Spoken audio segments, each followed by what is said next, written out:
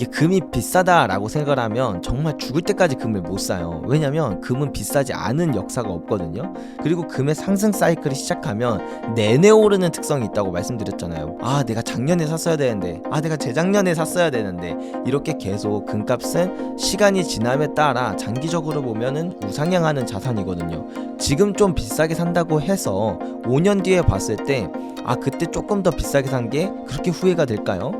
5년 전에 샀다라는 그 사실만으로 되게 뿌듯해 할 겁니다. 적어도 지금은 금이 꼭 필요한 시기이기 때문에 한 10% 정도, 일부라도 금을 먼저 담아놓고 시작해보면 어떨까?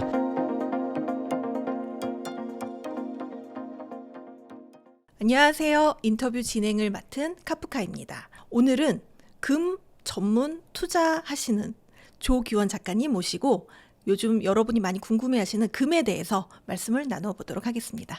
작가님 안녕하세요. 네, 반갑습니다. 네, 간단하게 인사 부탁드립니다. 네, 저는 금 투자에 대해서 먼저 많이 알려드리고 있고 또 지금은 작게나마 금거래소를 운영하고 있는 조규원 작가, 양배리 작가라고 합니다. 반갑습니다. 정말 그 금을 전문적으로 투자하신다고 해서 굉장히 기대가 됩니다. 요즘 또 금값이 굉장히 핫하고 또 많은 분들이 관심을 많이 가지고 계시는데 최근에 금값이 정말 최고치를 갱신하고 있습니다. 사실 뭐 전 세계적으로도 그렇고 특히 우리나라에서 요즘 금값이 더 프리미엄이 붙어서 더 비싸다는 이야기가 많이 있는데요. 최초로 지금 온스당 3,000달러에 육박했다는 이야기도 들었습니다. 요즘 시장에서 보는 금 분위기는 좀 어떤가요? 일단 트럼프의 취임 이후부터 확실히 금에 대한 사람들의 관심도가 높아진 것 같아요.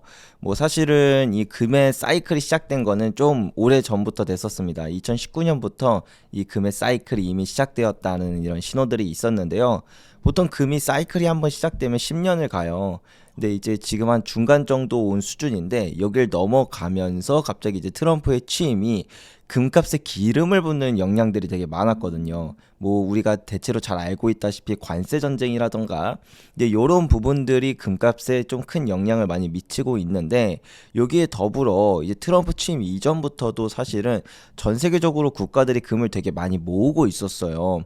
이런 것들 플러스 이런 것들이 이전에는 일어났던 현상이지 투자자들이 관심을 갖지 않았는데 금값이 트럼프의 취임 이후 기름을 부으면서 상승을 하다 보니까 금이라는 자산에 지금 이렇게 많은 기관 투자자들, 중앙은행들, 대형 큰손이라고 해야 될까요? 예, 그런 큰손들이 이미 먼저 선점을 하고 있구나. 나도 뛰어들어야겠다. 이런 것들이 많이 보여지는 것 같고 우리나라는 약간 공급적인 특성이 좀 있기는 했지만 그래서 이제 프리미엄이 되게 많이 붙었었어요. 그러면서 해외보다 금값의 상승률이 더 크다 보니까 원래 가격이 오를 때 사람들이 관심을 많이 갖잖아요. 예, 그래서 좀 더 뜨거운 그런 반응이 있었던 게 아닌가 싶습니다. 금값에도 사이클이 있다는 게 정말 좀 신기한데요. 제가 비트코인 사이클은 들어봤는데 금 사이클은 처음 들어봤거든요. 네. 금도 사이클이 있나요? 그쵸. 금이 사이클이 되게 길고 분명한 자산으로 유명합니다. 금은 한번 오를 때 짧게는 9년에서 길게는 13년까지 오르는 그런 긴 추세성을 가지고 있는데요. 지난 100년의 데이터를 보면 금 가격을 이렇게 딱 두고 봤을 때 오를 때도 내내 오르고 또 떨어질 때도 내내 떨어지는 특성이 있어요. 다만 오를 때는 비교적 그 100년이라는 시간 중에서는 비교적 짧은 한 10년이라는 시간 안에 정말 무섭게 오르는 자산이 바로 또 금이거든요. 이 금이 상승 사이클이 한번 시작되면 그렇게 짧은 시간 안에 많이 오르는데 오를 때 또 적게 오르지도 않아요. 뭐 예를 들면 가장 적게 올랐을 때가 7배, 많이 올랐을 때는 26배까지 상승을 하거든요. 그래서 우리가 요번 금 사이클에 또 한 중간 정도에 왔다라는 건 앞으로 남은 뒤에 한 5년 정도가 정말 무서운 상승이 또 기다리고 있겠구나. 요렇게도 생각해 볼 수 있겠죠. 그렇다면 그 사이클이 지나고 나면 다시 금값이 조금 내려가나요? 그쵸. 심할 때는 20년 동안 마이너스 70%가 하락하기도 해요. 그래서 우리가 금이라는 자산을 보통 안전자산이라고만 생각을 하다 보니까 그냥 아무 때나 사놔도 되겠지. 지금 사놓고 그냥 푹 묵혀놓으면은 뭐 항상 오르겠지 이렇게 생각을 하지만 실제로 그렇지 않은 역사들도 많다라는 걸 우리가 꼭 알면서 우리가 금에 투자할 때는 언제 사야 되고 또 언제 팔아야 되고 이런 것들을 미리 사전에 공부를 하고 투자를 하는 게 되게 중요하다. 이런 말씀 드리고 싶습니다. 네, 그렇군요. 또 정말 그런 내용이 있다는 건 오늘 처음 알게 된 것 같은데, 그렇다면은 금값이 지금 상승하고 있는 중이라고 이야기를 해주셨는데, 사실 상승 중이라고 해도 지금 좀 보면 좀 과하다 싶을 만큼 뭐 1년 사이에 약 한 40% 넘게 지금 상승한 거거든요.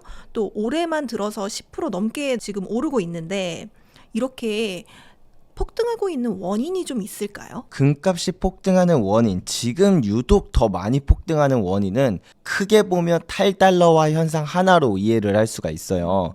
근데 탈달러화가 왜 일어나고 있는가? 요거는 이제 두 가지로 나눠서 생각을 해보면 좋거든요. 첫 번째로는 이 달러라는 자산을 갖고 있는 것 자체가 이제 별로 매력적이지 않다라는 겁니다. 예를 들면 우리가 그 달러, 우리가 미국인 입장에서 생각을 해보자 이거죠. 아니면은 이제 각국의 다른 해외에 있는 그 대형 기관 투자자라던가 뭐 그런 식으로 생각을 해보면 달러를 내가 보유하고 있을 때 가장 큰 리스크는 물가가 오르는 거예요. 그래서 내가 그러면 뭐 은행 예금 같은 걸로 달러 예금 같은 걸로 넣어두면 안 되냐? 가능하죠. 그래서 실제로 해외 투자자들은 미국 국채라는 걸 투자를 해요.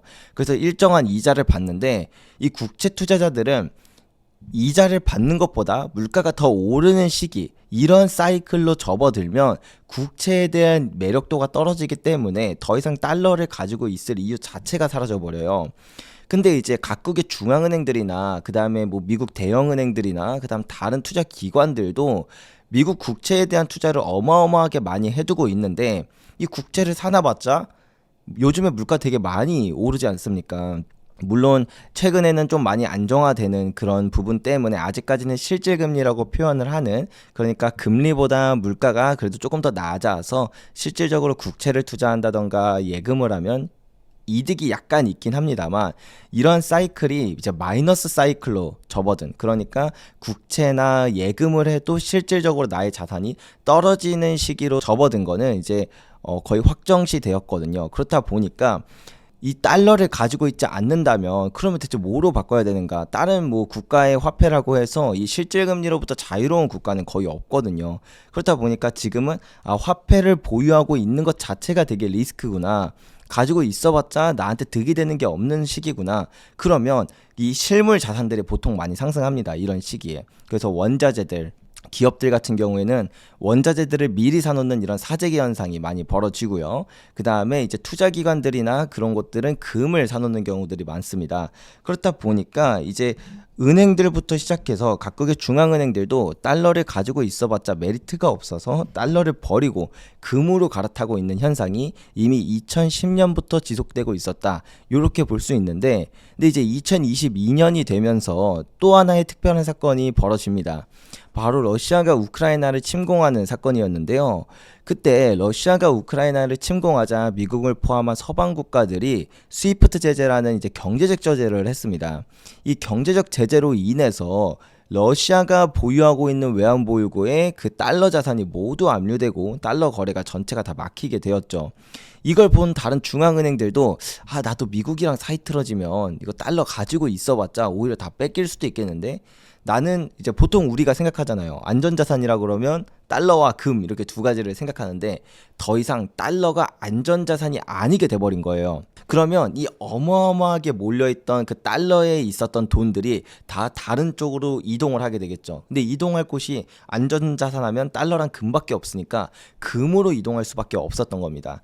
그래서 이 두 가지 탈달러, 달러로부터 도망가는 이런 현상, 달러로부터 나가는 이런 현상이 가속화되면서 아무래도 이제 금 가격엔 더 큰 영향이 미쳐지고 있고, 여기에 이제 트럼프의 관세라던가 그 다음에 트럼프의 자국 우선주의 정책 자체가 요 탈달러화 현상을 더욱더 가속시키는 요인으로 작용을 하다 보니까, 그래서 요즘 들어서 금값이 좀 더 무섭게 상승을 하고 있는 모습이다, 이렇게 이해하시면 될 것 같습니다. 사실 뭐 국제 금 시세도 높지만 이 국내는 더 국제 시세보다 높습니다. 사실 이걸 이제 김치 프리미엄이라고 하는데요.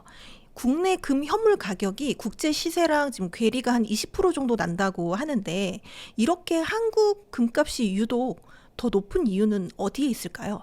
우리나라가 금값이 가끔 이렇게 높아질 때가 이전에도 많이 있어 왔어요. 이런 걸 말씀해 주신 것처럼 김치 프리미엄이다. 일반적으로 이렇게 많이 부르는데요. 그래서 금치 프리미엄이다. 이런 식으로도 부르거든요. 이게 우리나라는 공급적인 특성이 있어서 그래요. 우리나라는 일단 광산이라고 부를 만한 게 거의 없고요. 아예 없다고 봐도 돼요. 그렇고 우리나라에서 금의 공급이다라고 하면 그 폐가전제품에서 금을 채굴하는 그런 이제 스크랩 공급이라고 하거든요. 그거 외에는 공급이 거의 전무해요. 그렇다 보니까 우리나라에서 생산되는 건 없는데 갑자기 수요가 몰려오면 이제 다른 데서 구해 와야 되거든요. 근데 일반적으로 다른 국가들을 보면 그 국가에 광산이 없어도 이제 국경이 보통 다 맞닿아 있고 뭐 철도라던가 이런 것들이 되게 잘 돼 있기 때문에 금이 부족하면 바로 옆 나라에서 수입해 오면 돼요. 근데 우리나라는 금을 수입하고자 하면 위는 북한으로 막혀 있고 삼면은 다 바다로 막혀 있다 보니까 금의 유출입이 다른 나라들에 비해서는 조금 이런 시차가 걸리게 됩니다. 근데 여기에 더불어 최근 들어서는 우리나라뿐만 아니라 전 세계적으로 이제 실물 금에 대한 그런 공급 대란이 많이 일어나고 있거든요. 그래서 런던 같은 경우에는 통계 작성 이래 사상 최고치의 금 유출이 있었어요. 한 390톤 정도의 유출이 있었고, 그런 상황이고 이제 런던에서 금이 인출받는데 한 2달 정도 걸린다. 이런 현상까지 벌어지다 보니까 우리나라는 자체적으로 금을 생산할 수 있는 능력 자체도 없는데 수입도 이렇게 막혀버린다. 이 상황에서 수요가 몰려들다 보니까 이제 금에 대한 프리미엄이 붙는 겁니다. 근데 사람의 특성이 그래요. 갖고 싶은데 못 가지면은 더 갖고 싶어지는 게 이제 사람의 욕망이거든요. 그렇다 보니까 웃돈에 붙어서 이렇게 프리미엄이 붙는 경우들이 있습니다. 그래서 예전에도 이런 경우들이 1년에 보통 한 두세 번씩은 좀 많이 반복되는 것 같아요. 다만 지금처럼 심각했던 적은 사상 처음이기는 한데, 근데 저는 앞으로 금값이 상승함에 따라 수요가 더 많이 붙을 여지가 있다 보니까 뭐 이번에 겪었던 이런 프리미엄 현상들이 또 계속 반복되지 않을까 그런 생각도 듭니다. 그렇다면 이제 투자하시는 입장이기 때문에 이런 김치 프리미엄을 좀 활용할 수 있는 방법도 있지 않을까 싶은데 있을까요? 그럼요. 이런 김치 프리미엄을 활용할 수 있는 방법도 있습니다. 일단 기본적으로 내가 프리미엄이 적을 때 사는 것도 방법이고, 때때로는 이제 흔치는 않아요. 한 1년에 한두 번 정도 오긴 하는데, 우리나라가 국제 가격보다 금이 더 쌀 때도 와요. 우리나라는 제가 말씀드린 대로 유출입이 이제 해외보다 그렇게 좀 원활하지 못하다 보니까 그러니까 일반 사람들이 나 이거 금 별로 안 갖고 있고 싶다 해서 다 같이 팔러 올 때가 되면 금에 관심이 별로 없으니까 사람들은 팔러 오는데 사는 사람은 또 별로 없어요. 이러면 우리나라만의 국내 금값이 되게 많이 하락을 합니다. 그래서 사실 그럴 때 사면 사자마자 뭐 2% 내지 3%의 수익을 보고 시작을 하게 되기도 하거든요. 그래서 제가 앞전에 말씀드린 것처럼 우리나라는 기본적으로 이런 공급에 대한 부분이 좀 어려움이 있기 때문에 이걸 잘 이용하면 국제 시세보다 훨씬 더 싸게 샀다가 나중에 사람들의 그런 광기가 붙을 때 훨씬 더 비싸게 팔 수 있는 이런 방법을 이용할 수 있다는 게 첫 번째고요. 두 번째는 이제 이런 걸 차익 거래라고 하는데, 그 국제 시세는 사실 그렇게까지 프리미엄이 붙진 않았어요. 그래서 예를 들면 뭐 해외에 상장된 금 ETF라던가 아니면 뭐 해외에 이제 상장된 뭐 금광 주식들이라던가 이런 주식이나 아니면 ETF 같은 거에 투자를 하고 프리미엄이 높을 때는, 그리고 프리미엄이 줄어들 때 다시 실물로 갈아타는 요런 방식도 일종의 그런 차익 거래라고 해야 될까요? 이런 방법을 그러니까 이렇게 프리미엄이 높은 시기엔 이런 방법을 통해서 비교적 남들보다 좀 우위에 있는 방법으로 금 투자할 수 있는 그런 방법도 있죠. 지금 말씀해 주신 것처럼 한국의 이 김치 프리미엄이 오히려 국제 시세보다 마이너스, 그러니까 떨어졌을 때 그때는 언제가 그렇게 떨어지나요? 그게 딱 정해져 있진 않아요. 그래서 자주 살펴보는 게 제일 중요한데요. 우리가 흔히 네이버에 금 시세라고 치면 한국거래소에서 이제 공시한 국내 금 현물 시세가 보통 떠요. 그게 일반적으로는 국제 시세에 비해서 한 2% 내지 3% 정도 비싼 게 정상이거든요. 그렇기 때문에 요렇게 떴을 때 그 가격과, 그리고 네이버에 보면은 옆에 그 신한은행이라고 써 있는 그런 탭이 또 따로 있거든요. 그걸 누르면 국제 시세가 얼마인지가 원화로 환산돼서 또 나와요. 요거 두 개를 비교해 보시면 제일 좋습니다. 제가 어저께 확인해 보니까 대략 6% 정도 차이가 나더라고요. 그래서 아직까지는 일반적인 상황보다는 한 3% 정도 비싼 상황이다. 그래도 이게 한 20% 벌어졌을 때보다는 상황이 훨씬 좋아지긴 했지만 요런 상황이다 알고 계시면 되고, 사람들의 또 이제 금에 대한 관심이 꺼져갈 때쯤이면 요게 오히려 역전이 되기도 합니다. 그래서 요런 것들을 잘 살펴보시다가 그렇게 투자를 하는 것도 좋은 방법이 될 거라고 말씀드리고 싶네요. 최근에 뭐 JP 모건과 같은 이렇게 대형 투자 은행들이 금거래에 뛰어들고 있다고 들었습니다. 이렇게 기관 투자자들의 움직임을 개인 투자자들이 좀 어떻게 해석하면 좋을까요? 대형 투자 기관들이 뛰어들기 시작했다는 것 자체가 이제 금의 사이클이 중반부를 넘어서 이제 진정한 상승기로 다가오고 있다, 이렇게 판단해 볼 수 있는데요. 그럼 일단 먼저 이런 대형 투자 기관들이 왜 금을 사고 있는지에 대해서 우리가 이해할 필요가 있습니다. 요거는 앞서 설명드렸던 그 두 가지 그 탈달러화 현상의 가장 집약적으로 나타나는 현상이라고 볼 수가 있는데요. 일단 대형 투자 기관들 투자를 해야 됩니다. 사실 중앙은행들의 입장에서는 조금 손해를 보더라도 그냥 미국 국채 가지고 있는 경우들도 되게 많아요. 근데 대형 투자 기관들은 정말 수익과 직결된 투자만 하기 때문에 이 미국 국채를 가지고 있는다는 것 자체가 리스크라는 걸 이제 더 직접적으로 느끼는 거죠. 그래서 이 미국 국채나 이런 것들을 버리고 이제 금으로 가고 있는 흐름이 나타나고 있는 거고요. 그리고 여기서 가장 중요한 게 이제 2021년에 바젤3가 개편안이 나왔었거든요. 이제 바젤3라 함은 우리가 2008년 글로벌 금융위기를 겪고 나서 전 세계에 있는 모든 은행들을 좀 규제하는 그런 수단이에요. 그래서 뭐 쉽게 말해서 일정 부분 이 정도 이상은 꼭 안전자산을 보유해라, 뭐 이런 식으로 규제를 많이 하거든요. 근데 바젤3 개편안이 나온 2021년에 이 금을 1티어 자산으로 옮겼어요. 그러니까 꼭 보유해야 하는 안전자산으로 금을 이제 올려놓기 시작한 거예요. 여기까지는 그냥 그럴 수 있죠. 당연히 금은 안전자산이니까. 근데 이때 뭐라고 했냐면 금도 금인데 그냥 금은 안 되고 실물금, 그것도 너네 금고에 보관하고 있는 실물금만을 우리가 안전자산으로 쳐줄게 라고 했어요. 그러면 이제 미국 대형 기관을 포함한 투자은행들을 포함한 전 세계 모든 은행들은 달러와 금, 이 둘 중에 하나를 반드시 일정 비율만큼 보유를 해야 되는데, 달러는 보유하고 있는 것만으로 요즘 물가 상승률이나 이런 인플레이션 문제 때문에 사실은 별로 메리트가 없습니다. 그렇기 때문에 달러를 가지고 있을 바에는 금을 가지고 있는 게 낫고, 플러스 미국에 있는 미국 대형은행이 아닌 다른 뭐 예를 들면 다른 해외에 있는 대형 은행들이라던가 투자 기관들 같은 경우에는 내가 아무리 정직하게 장사를 한다고 해도, 기업 사업을 운영한다고 해도 국가가 미국이랑 틀어지면은 달러 거래가 다 막힐 수 있거든요. 그렇기 때문에 굳이 또 달러를 보유하고 있는 것 자체가 또 리스크인 겁니다. 이게 앞서 말씀드린 것처럼 이런 탈달러화 현상은 처음엔 중앙은행들 입장에서 되게 공포였지만 이제는 일반 투자 기관들이나 투자 은행들조차도 달러를 가지고 있는 것 자체가 메리트가 없고 또 더 나아가서 리스크가 된다라는 걸 느껴버린 거죠. 그래서 그거에 대한 대안을 찾는 방법 가운데서 금밖에 없었다. 그래서 이제 미국의 대형은행 중에 JP모건 같은 경우에는 2월에 인도받기로 한 실물의 양이 한 6조 원치가 된다고 해요.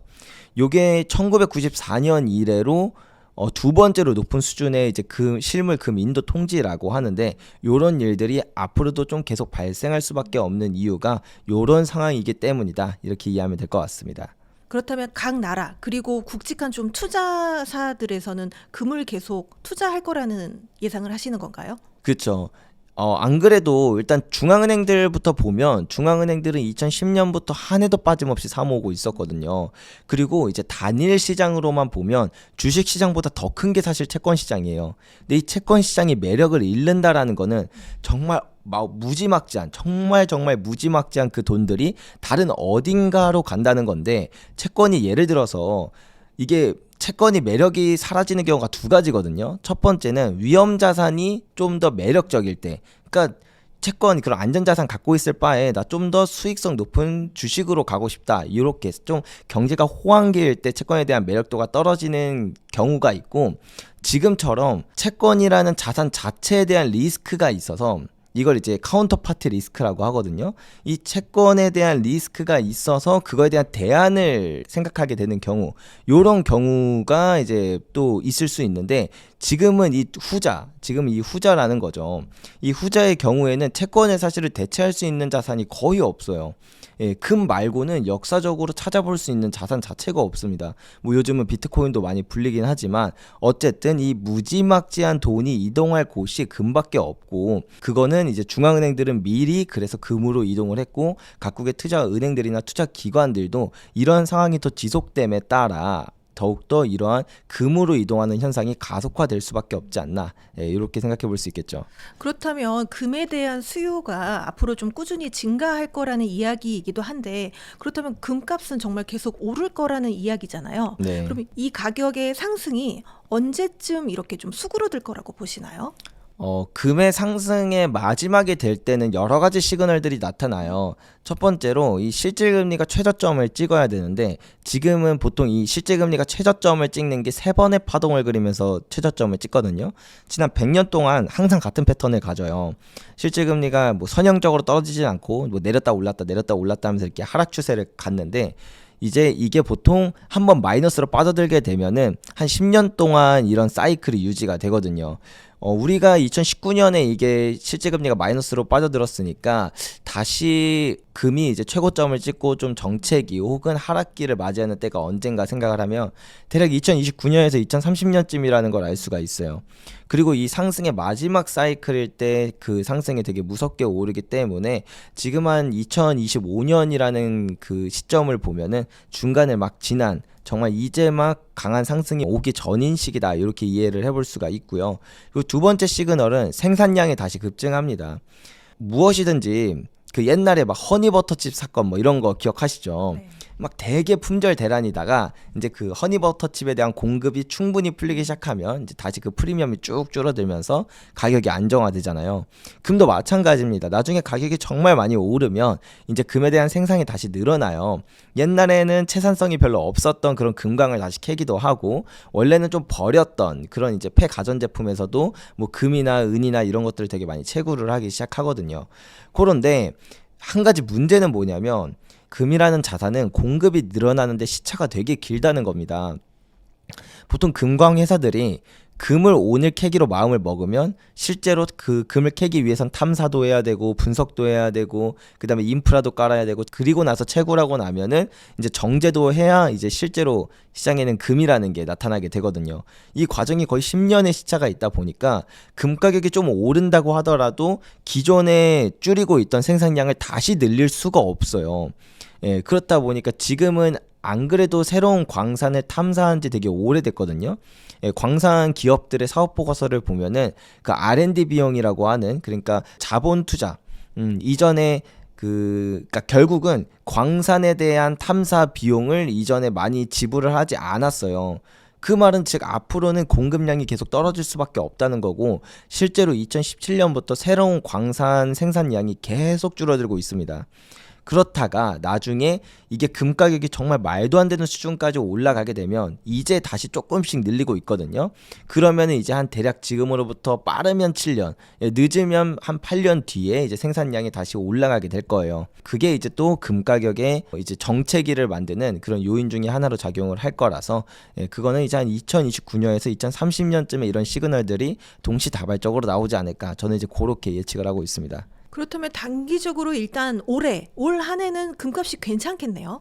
저는 그럴 거라고 생각을 해요. 물론 단지 1년이 금값이 어떻게 될 거냐 이거 맞추는 게 되게 어렵기는 해요. 그럼에도 불구하고 일단 첫 번째로 지금 금의 상승 사이클의 중반부를 이제 막 지났다라는 것 자체가 금 가격에 있어서 가장 큰 호재이기도 한데, 플러스 알파로 트럼프의 취임 이후 트럼프가 자국 우선주의를 가장 내세우다 보니까 이게 지정학적 위험도를 사실 더 끌어올리기도 하거든요.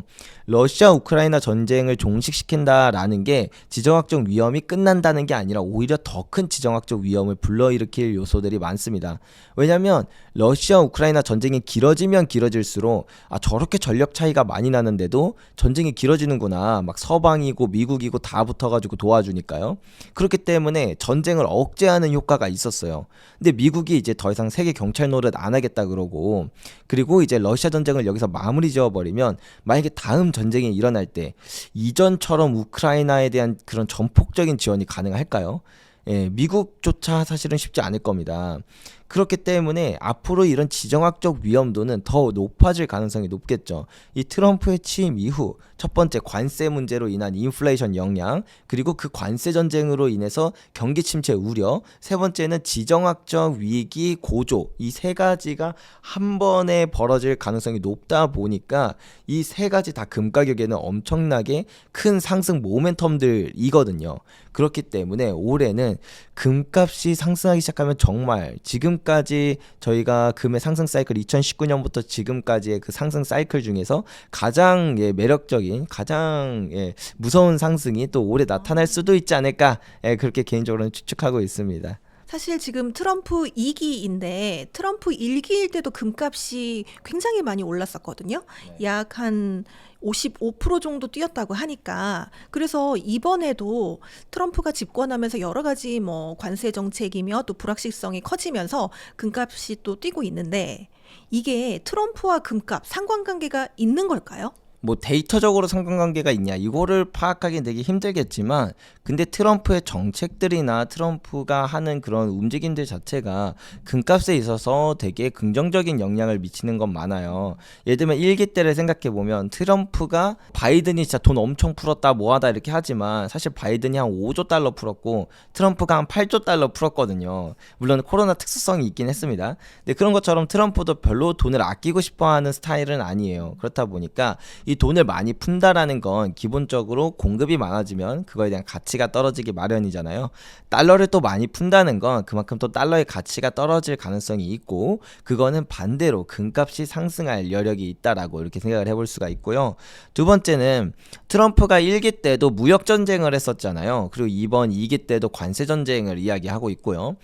원래 이제 기본적으로 무역 전쟁이라는 것 자체가 인플레이션과 그다음 경기 침체 두 가지 우려를 이제 많이 자극시키는 요소예요. 다행히 첫 번째 그 무역 전쟁 때는 인플레이션이 큰 자극이 오진 않았었어요. 정말 다행히도. 근데 이번 2기 때 다른 점은 우리는 한 번 이미 높은 인플레이션을 맛봤다라는 거, 그리고 이전처럼 다른 국가들이나 투자기관들이 미국의 국채를 잘 안 사줘요. 오히려 중국을 포함한 브릭스 국가들은 미국 국채 다 갖다 팔아버리고 있거든요. 그렇기 때문에 이런 관세 전쟁이 더 딥해질수록 인플레이션에 대한 영향이 좀 더 직접적이고 좀 더 강하게 올 가능성이 높다, 이렇게 생각을 해볼 수 있고, 그리고 요번에 트럼프가 취임하면서 비트코인에 대해서 되게 이렇게 많이 이야기를 하지 않았습니까? 이게 사실은 금에 있어서도 되게 좋아요. 혹자는 그러거든요. 저한테 여쭤보기를 트럼프가 비트코인에 대해서 이렇게 많이 밀어주고 있는데, 그러면 비트코인은 디지털 금이라고 불리니까 뭐 금의 대체 자산이다 이렇게 불리다 보니까 비트코인이 뜨면 금의 악영향이 있는 거 아니냐라고 생각을 하지만 그렇지 않거든요. 오히려 비트코인이 뜨면 뜰수록 금에 있어서는 더 큰 호재가 되긴 해요. 왜 그런 거 하면 비트코인을 띄운다라는 것 자체가 비트코인이나 금이나 둘 다 탈달러화 현상의 이제 대체제인 거예요. 정확히 말하면 탈달러의 대체제거든요. 그러면 비트코인이 뜬다라는 건 그 어마어마한 달러라는 시장에 있는 돈들이 다 이동을 하기 시작하는 건데, 그게 한쪽으로만 몰리지 않아요, 보통. 그렇기 때문에 이전에 예를 들면 1970년대 닉슨 쇼크가 있을 때 새로운 화폐 시스템을 만드는 과정 가운데서 유럽 국가들은 야 우리 다시 근본위제로 돌아가야 된다. 그리고 미국은 무슨 근본위제냐, 아니다, 우리 석유를 돈으로 써보자, 페트로달러 시스템을 만들어보자 해가지고 결국에는 이 두 가지가 정말 치열하게 싸웠어요. 페트로달러 시스템과 근본위제가 거의 10년의 싸움 동안 결국에 누가 이겼냐, 결국엔 석유가 이겼거든요. 그래서 우리가 지금 살고 있는 시대는 페트로달러 시스템이 있는 시기에 살고 있는데, 그 과정 가운데서 1980년이 됐더니 석유 가격도 폭등했고요. 금 가격은 무려 26배가 폭등을 했어요. 그 말은 즉 지금 비트코인과 금이 싸우고 있다라는 이 전제 자체가 금과 비트코인 모두 가격을 상승시킬 요인이라고 생각을 해보면 되겠죠. 그래서 우리 막 이런 스포츠 경기 같은 거 보면은 강 대 강으로 붙는 경기가 있잖아요. 막 라이벌 숙명의 경기 이런 거 하면은 누가 이기느냐가 사실 중요하지 않아요. 결국에 그 경기가 끝나고 나면 그 어마어마한 그 티켓 판매량 이게 남거든요. 결국에 둘 다 엄청나게 유명해져 있다라는 거죠. 그렇기 때문에 지금 어떻게 보면 뭐 그게 비트코인과 금이 뭐 서로 맞붙는다 이런 상황으로 더욱더 나아간다라고 한다라는 건 이제 트럼프가 그렇게 판을 만들고 있다라는 것 자체가 금값에 있어서는 더 큰 상승 호재로 작용할 가능성이 높지 않겠는가 이렇게 생각해 볼 수 있겠죠. 그렇다면 지금 뭐 일부에서도 잠깐 말씀해 주신 것처럼 금이 상승 사이클 한 중간 정도에 와 있다라고 하셨는데 금 투자를 염두에 두신 분들은 그럼 지금 이렇게 매수해 나가는 것도 괜찮을까요? 그쵸. 아무래도 금이 비싸긴 해요. 특히 우리나라는 아직도 3% 정도의 프리미엄이 있긴 있으니까요. 근데 이게 금이 비싸다라고 생각을 하면 정말 죽을 때까지 금을 못 사요. 왜냐면 금은 비싸지 않은 역사가 없거든요. 예, 우리가 이제 뭐 지금 와서 생각을 하면 20년 전에 금값이 5만 원이었으니까 그때 진짜 쌌는데 이렇게 생각을 하잖아요. 네. 20년 전에 그 사람들은 그때도 금값 비싸다고 했어요. 그런 것처럼 금값은 비싼 게 당연한 거고 그리고 금의 상승 사이클이 시작하면 내내 오르는 특성이 있다고 말씀드렸잖아요. 물론 중간에 조정도 당연히 있죠. 뭐 진짜 매일매일 오르는 건 아니겠지만 1년 지나고 2년 지나고 3년 지나고 이렇게 볼 때마다 내가 작년에 샀어야 되는데 내가 재작년에 샀어야 되는데 이렇게 계속 금값은 시간이 지남에 따라 장기적으로 보면은 우상향하는 자산이거든요. 그렇기 때문에 지금 좀 비싸게 산다고 해서 5년 뒤에 봤을 때 그때 조금 더 비싸게 산 게 그렇게 후회가 될까요? 5년 전에 샀다라는 그 사실만으로 되게 뿌듯해 할 겁니다. 그렇기 때문에 우리가 금 투자를 함에 있어서 물론 그렇다고 해서 뭐 저처럼 뭐 전 재산을 다 금에 투자하라는 말씀을 드리는 건 절대 아니에요. 그러니까 우리가 전체 자산에서 적어도 지금은 금이 꼭 필요한 시기이기 때문에 한 10% 정도 일부라도 금을 먼저 담아놓고 시작해보면 어떨까? 네, 요런 말씀을 드리고 싶은 거죠. 그렇다면 금을 매도하는 시점은 좀 어떻게 잡는 게 좋은가요? 금을 매도하는 시점 이게 확실한 시그널들이 있어요. 금이 이제 고점을 찍었다는 이제 확고한 시그널들이 있는데 이런 걸 이제 좀 다 설명드리기는 시간이 좀 많이 부족하긴 해서 자세한 건 제가 이제 집필한 책을 한번 봐주시면 좋을 것 같고 아주 간단한 방법은 있습니다. 그 초보자 그 누구나 따라할 수 있는 방법인데 이게 추세추종 투자법이라고 해서 원래 뭐 금에서 사용한다기보다는 전체적으로 주식이나 이런 다양한 투자 자산들에서 한 200년의 역사를 가진 투자 방법 중에 하나예요. 이걸 이제 미국에서는 이제 모멘텀 투자라고 이제 이야기를 하는데 방식은 되게 간단합니다. 방식은 정말 간단해요. 1년 전보다 오늘 가격이 높으면 매수하고 1년 전보다 오늘 가격이 낮으면 매도하는 방법이에요. 이러면 오를 때는 내내 그 상승을 먹으니까 수익이 점점 커져요. 수익은 무한대까지 커질 수 있는데 손실은 1년 전보다 가격이 떨어지면 그냥 무조건 그 자리에서 매도를 해버리기 때문에 그 뒤로 가격이 더 떨어져도 저는 매수를 할 타이밍이 아예 안 나오거든요. 그렇기 때문에 수익은 길게 손실은 짧게 가져가는 이런 정말 간단하고도 효과적인 투자 방법이라 주식, 채권, 그 다음에 각 원자재에 모두 이 모멘텀 투자를 적용했을 때 성과가 대체로 다 좋거든요. 근데 금은 제가 앞서 말씀드렸던 것처럼 1부 때 제가 말씀드렸던 것처럼 금은 오를 때 내내 오르는 특성이 있고 그리고 그 사이클의 주기가 굉장히 긴 편입니다. 한 10년 내내 올라요. 그렇기 때문에 이런 모멘텀 투자가 정말 잘 먹히고 이 모멘텀 투자를 기준으로 볼 때 매도 시그널이 뜨면 사실상 거기가 거의 고점 부근이었거든요. 1970년대도 그렇고 2000년대도 그렇고요. 최근 한 거의 5, 60년의 사이클을 보면은 항상 이제 그 추세 추종 매매법으로 볼 때 그러니까 쉽게 말해서 1년 전 가격보다 지금 금 가격이 더 낮아졌다. 그냥 그때만 팔아도 웬만해서 거의 최고점 부근에 팔기 때문에 요것만 기억하고 계시면 좋고 여기서 좀 더 디테일하게 그런 방법이 알고 싶다고 하신다면 제 책을 한번 읽어봐 주시면 감사드리겠습니다. 네. 그렇다면 그 과거 100년의 역사에서 한 10년 정도가 한 사이클의 기간이라고 하셨는데 한 사이클의 수익률이 어느 정도 나오던가요? 적게는 한 7배에서 많게는 26배까지 상승을 하는데요. 물론 이 전체 100년이라고 하면 1970년 이전에는 금본위제라고 해서 금이라는 자산을 이제 국가에서 가격을 딱 고정시켜 놨었어요. 그냥 금 가격은 35달러야 이렇게 그냥 공표를 했던 시기거든요. 그래서 그때는 금 가격이 별로 안 오른 것처럼 보이지만 그거는 이제 국가가 좀 규제를 했던 역사 때문에 그런 거지. 예를 들면 이제 1930년대를 보면 그때 금 가격은 2배 정도 올랐거든요. 근데 사람들이 금을 투자할 수 없으니까 금광 주식에 투자를 했어요. 금광 주식의 수익률이 막 1000%가 넘어가거든요. 이런 것들을 보면서 아, 금은 한 번 오를 때 최소 10배 이상 오르는구나 라는 걸 쉽게 이해할 수 있다. 예, 이렇게 판단할 수 있고요. 그렇다면 이렇게 좀 안전자산이라고 하는 금 투자지만 그래도 주의해야 될 점이 있을 것 같은데 뭐가 있을까요? 네, 주의해야 될 점이 있습니다. 첫 번째로 이 금이라는 자산은 오를 때도 내내 오르지만 아까 말씀드린 대로 내릴 때도 또 내내 떨어지는 특성이 있어요. 그래서 내가 처음에 살 때, 뭐 지금은 사실은 상승 사이클의 중간 정도밖에 안 왔으니까 뭐 지금 사고 뭐 벌써 매도 타이밍에 대해서 완벽한 정리를 다 해놓고 투자를 해야 된다. 요건 아니지만 그래도 우리가 매도를 언제 해야 되는지 이런 거에 대한 시점은 꼭 어느 정도 알고 투자를 할 필요가 있고요. 두 번째는 금이라는 자산이 되게 지루해요.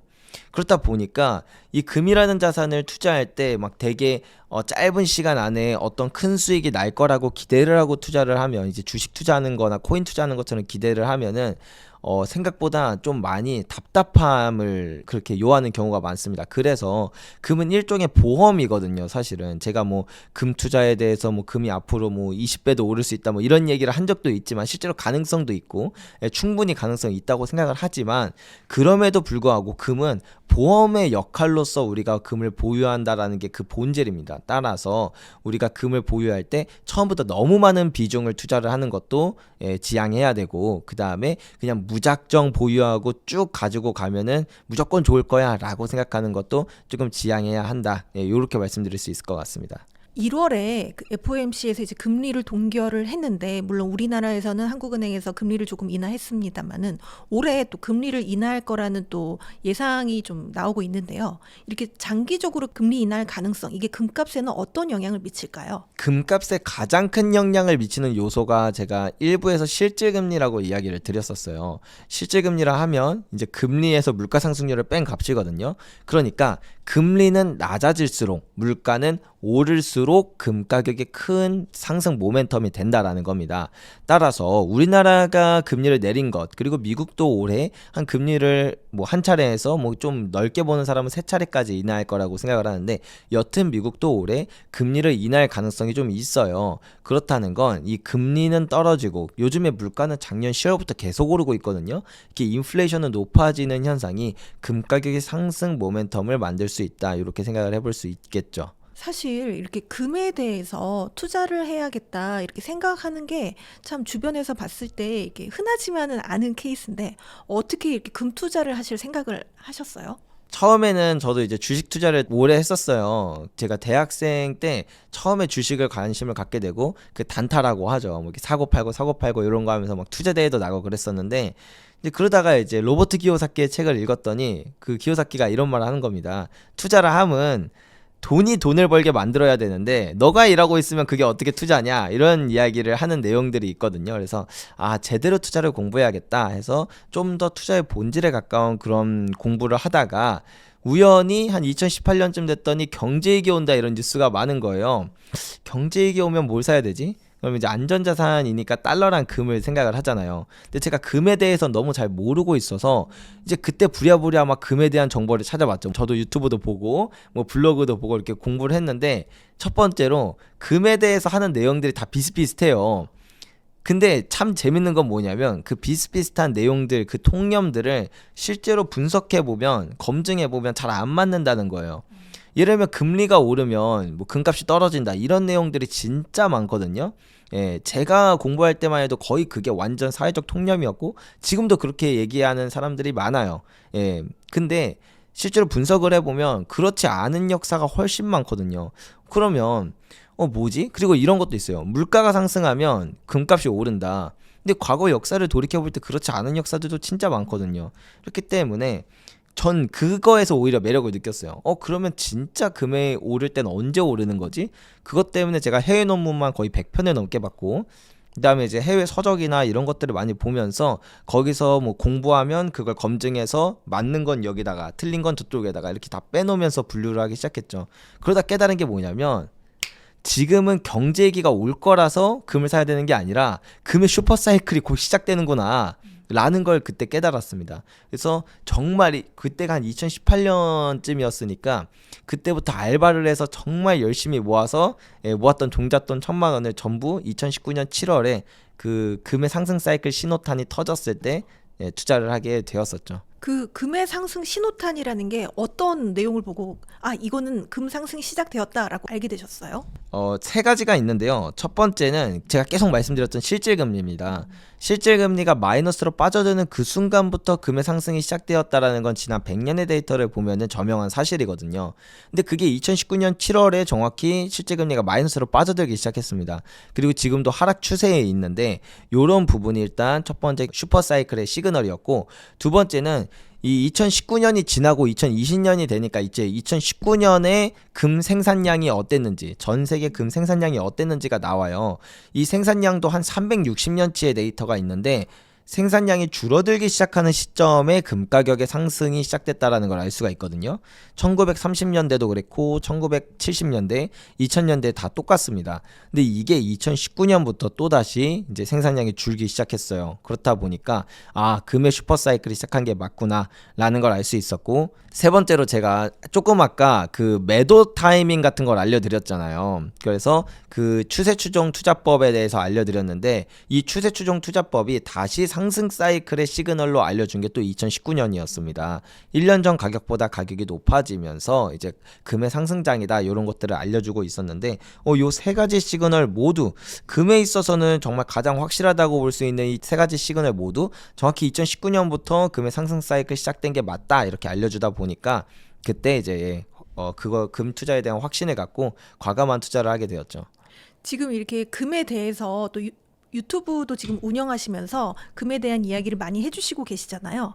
사람들이 가장 많이 하는 질문이 뭔가요? 지금 금 사도 돼요? 네, 진짜로. 제가 6년 동안 매주 라이브 방송을 하고 있는데 진짜 매주 나오는 질문이 양배리님 지금 금 사도 돼요? 지금 금값 너무 비싼 거 아니에요? 뭐 이런 얘기를 많이 해요. 6년째 매주 똑같은 얘기를 하시거든요. 사실은 참 재밌는 건 뭐냐면 금값이 오를 땐 관심이 많아져서 사람들이 물어봐요. 금 사도 되냐고. 근데 너무 비싼 것 같다고. 그러다가 금값이 다시 떨어지잖아요. 그러면 에이 이제 고점 찍고 내려가네 이러면서 다시 안 사요. 그러니까 우리가 금을 살 땐 일단 첫 번째 금의 상승 사이클이라는 거를 조금만이라도 이해를 하셨다면 일단 아주 적은 양 한 10% 정도만이라도 금을 보유하고 그 다음에 좀 더 금에 대한 공부를 하심에 따라 만약에 저처럼 투자의 확신이 좀 더 많이 생기신다면 조금씩 비중을 늘려나가 보시는 건 어떨까 그렇게 말씀드려보고 싶어요. 사실 최근에 이제 금값이 급등하고 김치 프리미엄도 급등하면서 일각에서는 뭐 약간 좀 과열되었다, 좀 조심해야 된다 이런 이야기도 나오고 있어서 더 그런 질문이 많지 않았을까 싶은데요. 어떻게 보세요? 우리나라는 과열됐던 게 맞습니다. 예, 우리나라는 과열됐던 게 맞아요. 그래서 뭐 흔히 인간 지표라고 하죠. 사람들 뭐 다 같이 금이 아니더라도 뭐 어떤 자산으로 달려가면 거기가 고점이다 이런 얘기를 많이 하는데 우리나라는 이게 공급적인 특성 때문에 금값이 너무 무섭게 오르다 보니까 그래서 이제 좀 더 그렇게 사람들이 많이 느꼈던 것 같아요. 그래서 예전에는 제가 뭐 방송 나오고 뭐 어디 가고 해도 사실 주변에서 금 얘기하는 사람이 잘 없었거든요. 근데 요즘에는 커뮤니티 이런 데서도 뭐 사람들끼리도 만나면 금 얘기 되게 많이 한다고 하니까 야 이거 금 이제 진짜 고점 아니야? 이런 생각을 하시는 거죠. 근데 실제로 이 금 가격은 우리나라가 사실 금 가격에 미치는 영향은 정말 미비하거든요. 우리나라 자체가 금 수요가 그렇게 많진 않아요. 근데 그래서 이제 전 세계적으로 보면 그걸 이제 트렌드 검색을 다 할 수 있어요. 전 세계적인 사람들이 얼마나 이제 금에 대해 관심을 갖는가 보면은 우리나라는 통계 작성 이래 사상 최고치의 관심도를 찍은 게 맞아요. 데이터상. 근데 전 세계적으로 보면 평균치에 거의 그냥 평균치 정도의 수준이에요. 딱히 사람들이 별로 그렇게까지 아직까지도 금에 관심을 갖지 않는다는 거예요. 그러니까 각국의 중앙은행들이나 대형 투자 기관들은 금에 관심을 갖고 미리 실물로 매집을 하고 있는데 일반 개인들은 딱히 전 세계적으로 볼 땐 아직까지는 금에 대한 그런 관심을 갖지 못했다. 이게 그래도 참 다행인 건 우리나라 사람들은 이런 공급적 특성 때문이라도 금에 대해 먼저 관심을 가졌다라는 것 자체가 저는 엄청난 기회입니다. 우리 보통 관심을 갖게 되는 시점이 그 전 세계적으로 이미 너무 가격이 많이 올랐을 때 관심을 갖게 되는 경우가 많잖아요. 근데 이번 참 좋은 현상이죠. 좀 프리미엄이 많이 붙기는 했었지만 지금은 이것도 거의 다 안정화됐고 우리가 금에 대해 지금 관심을 가질 수 있다라는 건 저는 정말 큰 행운이 아닌가 이렇게 말씀드리고 싶어요. 사실 이렇게 금을 투자한다는 게 방법이 굉장히 다양한 걸로 알고 있습니다. 현물을 사거나 또 뭐 금 ETF를 사거나 또 주식으로 투자하는 방법 등이 있는데요. 각각의 투자 방법의 좀 장단점을 알려주실 수 있으실까요? 일단 금 투자할 수 있는 방법 중에 가장 사람들이 많이 하는 것 중 하나가 이제 ETF가 있거든요. 뭐 ETF나 ETN 둘 다 거의 비슷한데 일종의 금 가격을 따라가도록 설계된 펀드에 투자를 하는 거예요. 그렇다 보니까 이거의 가장 큰 장점은 좀 간편해요. 주식 어플로 그냥 매수 매도 해버리면 끝나고 또 소액 투자로 할 수 있다라는 것도 장점이고요. 요런 방식 이제 ETF 방식도 괜찮은 방법 중에 하나입니다. 다만 이제 단점이라고 한다면 이 금이라는 자산이 한번 오를 때 되게 무섭게 오르거든요. 근데 이런 ETF 형태의 자산은 나중에 팔 때 내가 번 수익의 15.4%를 세금으로 내야 되는 배당소득세, 그게 해외에 상장된 경우에는 양도소득세 22%를 내야 되거든요. 그게 좀 저는 뼈아플 수 있다라고 생각을 하기 때문에 이런 ETF 같은 투자는 좀 금 초보자분 입문하시는 분들이 소액으로 투자할 때 괜찮다. 왜냐하면 소액으로 투자하고 금방 다른 방법으로 전환을 하더라도 발생하는 비용이 수수료도 적고 해서 비교적 나으니까 이렇게 말씀드릴 수 있을 것 같고, 그 다음으로 추천드리는 방법 중에 하나는 저는 제가 가장 추천드리는 방법인데 저는 금 실물을 사는 걸 많이 추천을 드려요. 실물 같은 경우에는 기본적으로 안 좋은 인식이 되게 많아요. 첫 번째는 일단 보관이나 그런 게 되게 불편하고 절도나 이런 것들에 대한 불안함이 있다 보니까 좀 그런 부분이 있지만, 그리고 두 번째는 실물을 살 때 부가세를 내야 된단 말이에요. 그리고 살 때 팔 때 가격 스프레드도 되게 커요. 막 이제 무슨 금거래소 이렇게 되는데 이제 그 살 때 팔 때 표를 보면 대략 부가세까지 포함해서 한 일반적일 때 15%, 조금 지금처럼 괴리가 벌어졌을 때 20% 정도 손해를 보거든요.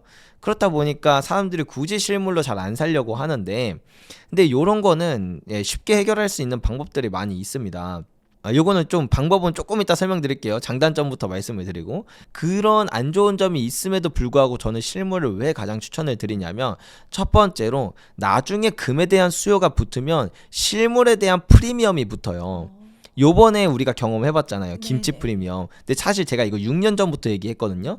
나중에 금에 대한 수요가 붙으면 그때는 진짜 실물에 대한 엄청난 프리미엄이 붙게 된다. 내가 나중에 금 가격이 되게 비싸져도 금 들고 나가면 사겠다고 사람들이 줄을 설 거다. 가격이 계속 올라가니까 그런 상황이 올 거라서 실물로 사놓는 걸 되게 많이 추천드린다라고 했고, 두 번째는 일반적으로 보통 금 가격이 오르는 시기에 그 기관이나 아니면 심지어 국가가 금을 통제하는 역사들이 되게 많아요. 정말 많습니다. 미국만 하더라도 뭐 1970년대도 그랬고 1930년대도 그랬습니다. 가격이 오르니까 이제 국가가 금 가격을 통제해요. 그래서 막 국민들의 금을 몰수한 적도 있고요. 이런 역사들이 많다 보니까 물론 지금 시기에 어떻게 그러겠냐라고 말씀하시는 분들도 계시겠지만, 사실 지금 시기에도 비슷한 경우들이 좀 많이 있거든요. 남미 쪽도 그렇고 우리나라가 안 그러기를 바랄 뿐이지 안 그런다는 보장은 없으니까 금 투자를 할 때는 꼭 실물로 보유하는 게 가장 좋다 이렇게 말씀을 드리고, 그리고 세 번째 방법으로 이제 비슷하게 그래도 나는 실물은 불편하다라고 하신다면 제가 그 다음으로 추천드리는 방법이 KRX 금시장이라고 있어요.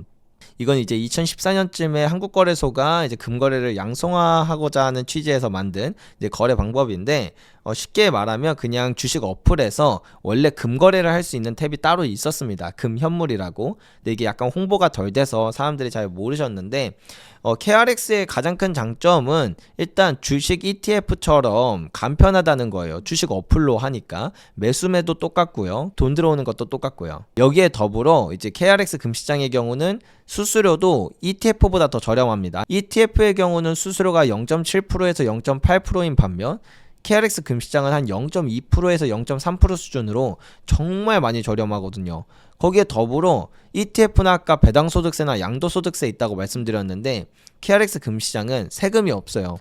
사고 바로 팔아도 그 수수료 0.2%, 0.3% 말고는 거의 손해보는 게 없다라고 보시면 됩니다. 그렇다 보니까 이 KRX 금시장이 어떤 측면에서 보면 가장 효율적인 투자인 거죠. 더불어 이 KRX 금시장은 기본적으로 형태 자체가 금실물을 투자하는 형태거든요. 우리가 KRX 금시장으로 금을 사면 그 똑같은 중량만큼이 한국예탁원에 보관이 돼요. 실물로. 그렇다 보니까 요번에 금 가격이 이제 오르면서 우리나라 금 실물 프리미엄이 붙을 때 이 KRX 금시장도 실물이기 때문에 프리미엄을 그대로 반영하거든요. 그래서 이제 국제적으로는 금 가격이 10%밖에 안 올랐지만 우리나라는 40%까지 오르는 이런 수익을 KRX 금시장이나 진짜 내가 금 실물을 투자했다면 누릴 수 있었다. 그래서 KRX 금시장은 그런 큰 장점들이 있다. 그래서 요거 3개 중에 보통 고려를 해보시면 제일 좋을 것 같고요. 그럼에도 불구하고 제가 아까 전에 말씀드렸던 것처럼 저는 실물을 가장 추천드려요. 근데 그래도 나 무슨 사자마자 20% 손실 보고 하는 거 좀 너무 부담스럽다라고 하시는 분들은 방법이 있습니다.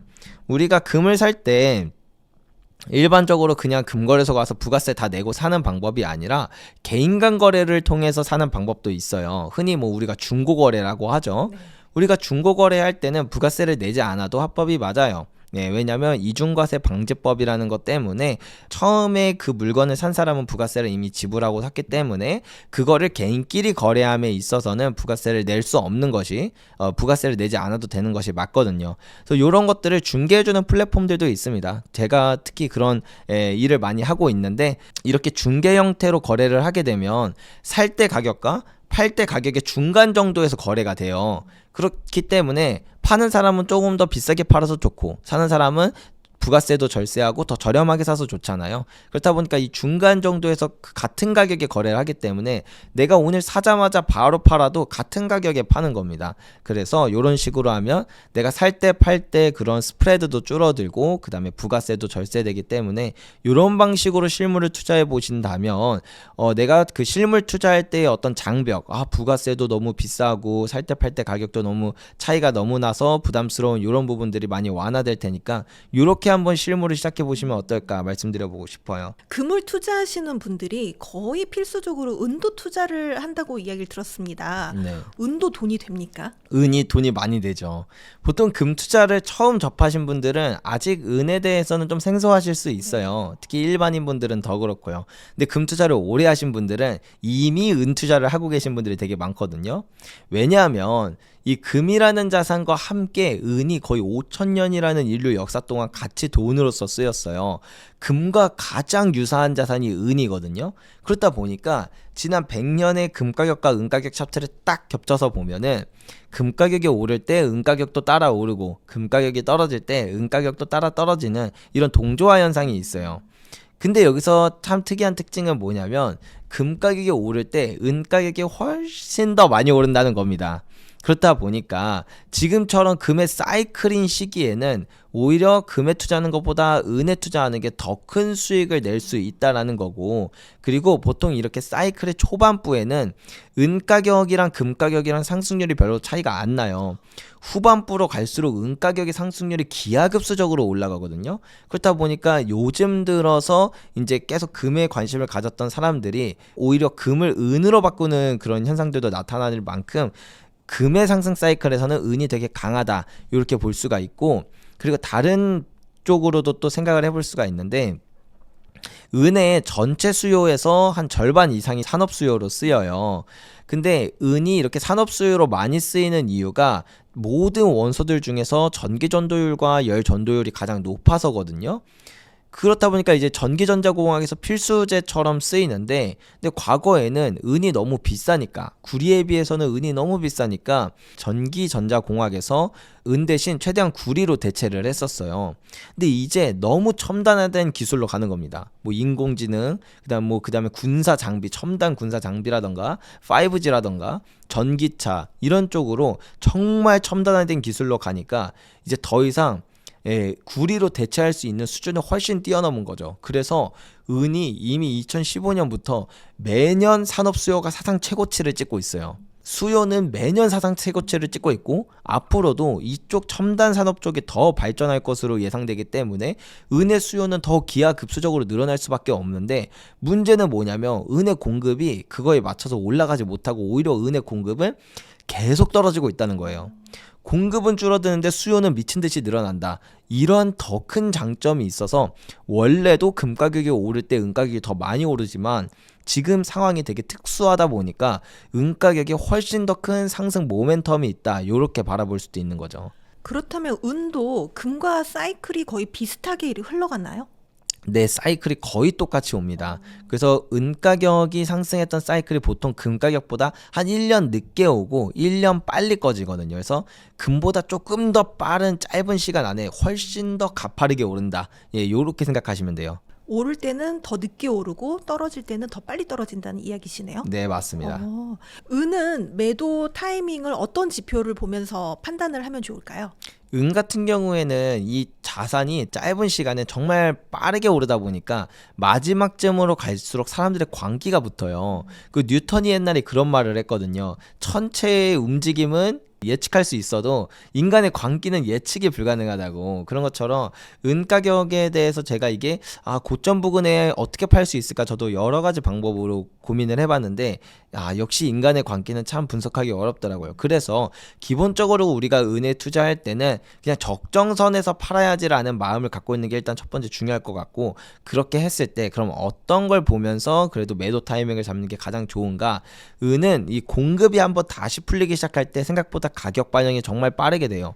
금 같은 경우는 이제 뭐 다시 공급이 늘기 시작해도 최고점에 머무르는 기간이 한 3년 정도 되거든요. 예, 짧아도 1년은 돼요. 근데 은은 정말 짧으면 한 달조차 못 있거든요. 그렇기 때문에 이 생산량 쪽을 정말 면밀하게 살펴봐야 되는데, 정확히 말하면 광산 생산량이 다시 늘어나는 시기를 최대한 유심히 보고 그거에 맞춰서 빠르게 움직이는 게 중요하다. 이렇게 말씀드릴 수 있을 것 같습니다. 은이 금보다는 수익률 면에서는 좋겠지만 리스크는 조금 더 있겠네요. 네, 맞습니다. 네. 그렇다면 이게 재테크를 하시는 분들은 항상 포트폴리오를 생각을 하시는데, 장기적인 이런 관점에서 봤을 때 금의 비중을 나의 그 투자 포트폴리오에서 어느 정도 가져가면 좋을 거라고 보시나요? 뭐 사실 저처럼 진짜 투자에 확신이 있다라고 한다면 100% 가져갈 수도 있겠죠. 근데 저는 이제 기본적으로 그 금을 갖고 가야 되는 거. 그러니까 이거는 금에 관심이 있든 없든 금은 반드시 10% 정도는 가지고 있어야 된다고 생각을 합니다. 왜냐면 이 전체 그 포트폴리오 전략들이 정말 다양한데, 그 다양한 포트폴리오 전략들을 다 보면 금을 뭐 적게는 7.5%에서 많게는 한 15% 정도를 보유를 하고 있거든요. 이게 실제로 금이 한 10% 정도가 포트폴리오 담겨 있을 때 투자의 수익률도 올라가고 안정성도 올라간다라는 걸 그 많은 포트폴리오 전략들이 입증을 했고, 저 또한 제가 백테스트, 그러니까 그 투자 전략들을 제가 직접 여러 가지 투자 자산들을 섞어가면서 분석을 해봤을 때 금이 10% 담겨 있을 때 그 성과가 제일 좋더라고요. 그래서 우리가 기본적으로 금을 한 10% 정도는 담아 놓고, 그 다음에 만약에 진짜 양베리가 하는 얘기 들으면서 충분히 나도 납득이 된다 라고 생각이 드신다면 조금씩 또 늘려보시면 어떨까, 이렇게 말씀드려보고 싶습니다. 그렇다면 금 투자 이외에 올해 재테크에서 좀 주목할 만한 자산이 있다면 뭐라고 보시는지, 약간 뭐 주식도 있을 거고 부동산도 있을 거고 요즘 또 코인도 있을 거고, 또 이런 것들과 비교했을 때 또 금이 갖는 또 장점이 있다면 뭐가 있을지 한번 이야기해 주시겠어요? 제가 금에 대한 이야기를 되게 많이 드리고 금의 슈퍼사이클이라고 이야기를 드리지만 사실은 이 금의 슈퍼사이클은 더 큰 관점에서 보면 원자재 슈퍼사이클이에요. 그래서 실제로 원자재 슈퍼사이클과 주식의 슈퍼사이클이 이게 번갈아 가면서 오거든요.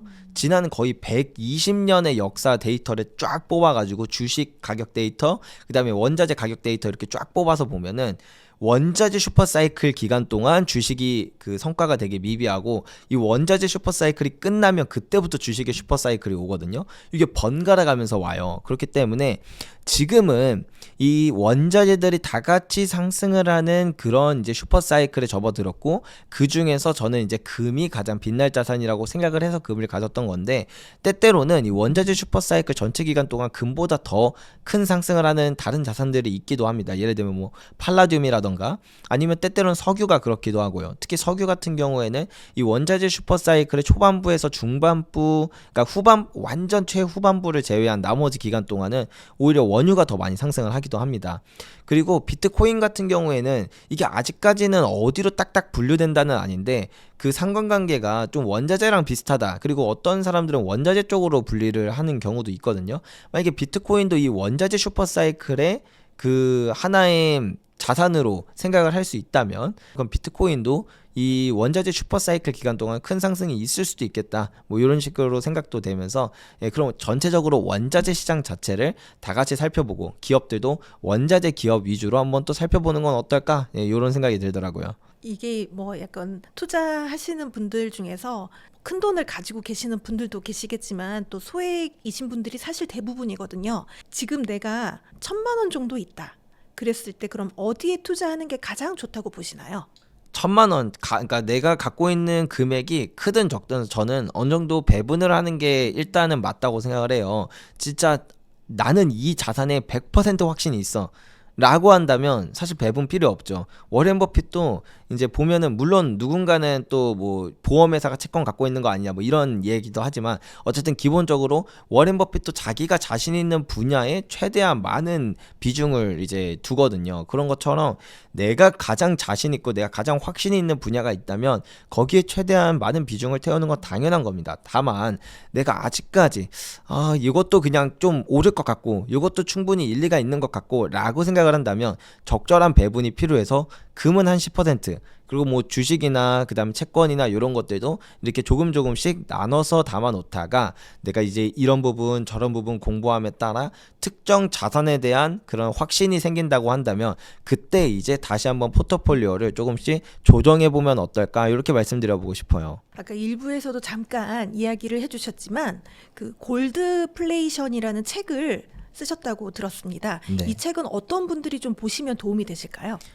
전 세계적으로 사실 금에 대한 그 책이 거의 없어요. 그리고 그 중에서도 되게 뜬구름 잡는 이야기도 되게 많고요. 그렇다 보니까 저는 좀 실전서를 쓰고 싶었어요. 진짜 금을 언제 사야 되는지, 그리고 언제 팔아야 되는지, 그리고 이걸 왜 사야 되는 거며 어떤 방식으로 투자를 하는 게 좋은지 이런 것들을 다 하나 정말 디테일하게 썼거든요. 그렇기 때문에 내가 금 투자가 되게 처음이다. 아니면 나 금 투자 지금까지 이런 방식으로만 하고 있었는데 좀 다른 방식으로 좀 더 효율적인 방법이 있지 않을까? 이런 게 궁금하신 분들은 골드플레이션 한번 읽어봐 주셨으면 좋겠습니다. 사실 이 유튜브를 또 하신다고 들었는데 유튜브뿐만이 아니라 또 거래소도 운영을 하신다고 들었습니다. 네. 어떻게 운영을 하고 계시나요? 일반적으로 거래소라고 한다면 이제 소비자로 뭐 금도 사고 그다음에 뭐 부가세 내고 팔기도 하고 하는데요. 저희도 물론 그거 합니다. 근데 저희가 가장 주력으로 하고 있는 거는 이제 앞전에 말씀드렸던 것처럼 개인 간 거래를 중개해 드리는 걸 가장 많이 해드리고 있어요. 요걸 하게 되면은 아무래도 이제 부가세를 내는 것보다 훨씬 더 저렴하게 금을 살 수 있고 좀 더 비싸게 팔 수 있기 때문에 저희가 그렇게 해서 좀 더 이 금 시장을 효율화해 보자 라는 그런 취지로 하고 있거든요. 그래서 만약에 내가 실물 금 투자에 관심이 있다라고 하신다면 저희한테 많은 연락 부탁드리겠습니다. 최근에 거래가 상당히 활발히 이루어지고 있는데 거래소 이용량이 좀 많이 늘지 않았나요? 그쵸. 아무래도 이 중개거래라고 해서 이제 개인과 개인이 중고거래하니까 나 자산이 뭐 좀 있는데 이거 다 중고거래로 살 수 있나? 이런 생각이 드시겠지만 저희가 뭐 지지난달에만 하더라도 은은 거의 2톤 그러니까 뭐 거의 거래 대금이 한 달에 100억은 좀 넘는 것 같아요. 그렇다 보니까 충분히 가능하시다. 네, 충분히 정말 많이 갖고 계신 판매자분들 계시고 또 구매하실 분도 많고, 네, 저희 뭐 구독자분들도 많이 계시다 보니까 충분히 거래 가능하기 때문에 걱정 말고 연락 주시면 감사드리겠습니다. 소량도 가능한가요? 그럼요, 한돈도 가능합니다. 네, 감사합니다. 오늘 정말 소중한 시간 내주셔서 너무 감사드리고요. 정말 금에 대해서 많은 이야기를 해주셨는데 많은 분들이 그동안 궁금하셨던 부분이 많이 해소되지 않으셨을까 하는 생각이 듭니다. 마지막으로 저희 성공의 진심인 구독자분들께 한 말씀 부탁드립니다. 지금 우리나라가 금값이 정말 무섭게 올랐다가 이렇게 또 떨어졌잖아요. 이제 다시 금에 대한 관심이 제가 볼 땐 좀 수그러들 것 같아요. 그렇기 때문에 오히려 그때를 기회 삼아 조금이라도 금을 더 적절한 시기에 많이 모으실 수 있는 그런 시간이 되기를 바랍니다. 금에 대한 더 자세한 내용이 궁금하다면 제 유튜브를 들어와서 시청해 주셨으면 좋겠어요. 아무래도 이 짧은 시간 내에 정말 금에 대해서 다 이야기 드리고 싶었지만 그럴 수 없었다 보니까 좀 더 깊은 내용이 궁금하다면 한번 들러주시면 감사드리겠습니다. 네, 오늘 감사드립니다. 감사합니다.